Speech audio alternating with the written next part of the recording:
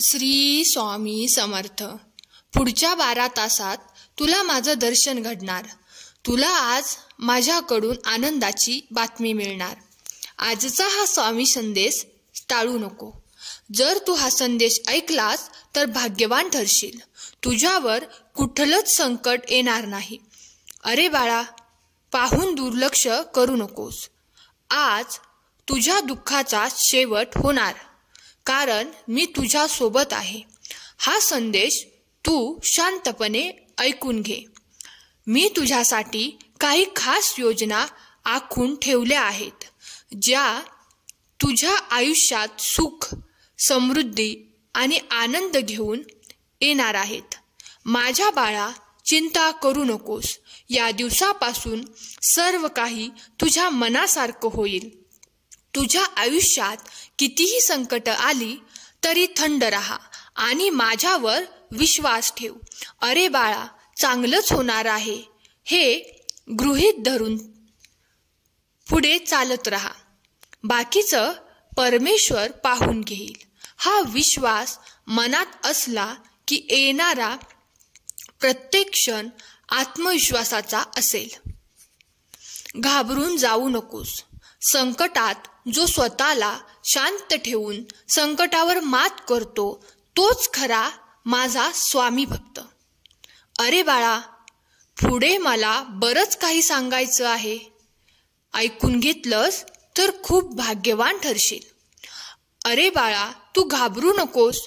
तुला कोणत्याही यशापर्यंत पोहोचवण्याचा मार्ग मिळत नसेल तर तो मी शोधेन।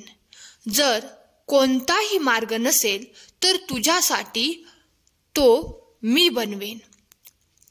अरे बाळा, स्वामी म्हणतात, सुख दुःख तुझ्या हातात नाही, पण सुखाने जगणे हे मात्र नक्कीच तुझ्या हातात आहे। तुझ्या स्वामींवर विश्वास असेल तर आत्ताच आपल्या व्हिडिओला लाईक कर। माहीत आहे मला, म्हणूनच तर तू मला ओळखलंस आणि इथे आलास। बाळा, गरुडा इतके उडता येत नाही, म्हणून चिमणी कधी उडण्याचं सोडत नाही। मग तू तर माणूस आहेस, तू का करू शकत नाहीस?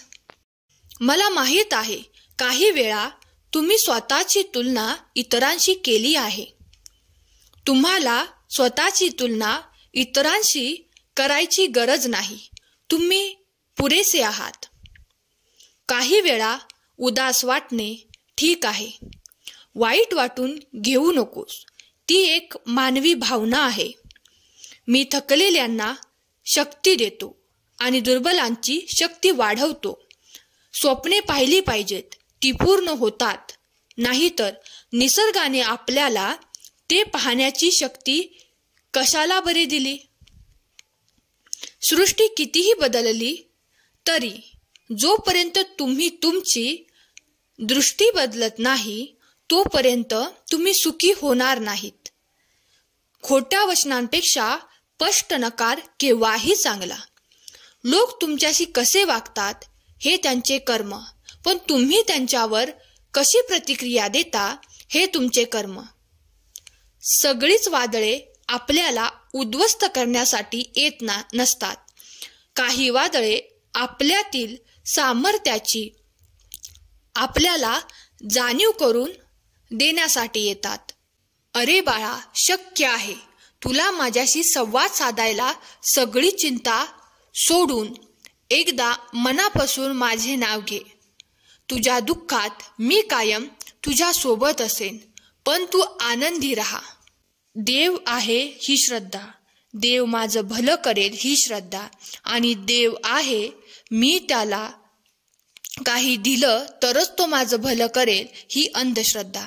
अरे, पहिला चटका बसला ते तुझे भोग होते, आणि नंतर जो थंडावा जाणवला ते तुझ्याच निरापेक्षित भक्तीचे फळ।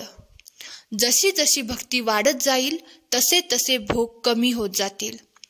विश्वास ठेव, जिथे संपते मर्यादा तेथून साथ देतो मी। श्री स्वामी समर्थ।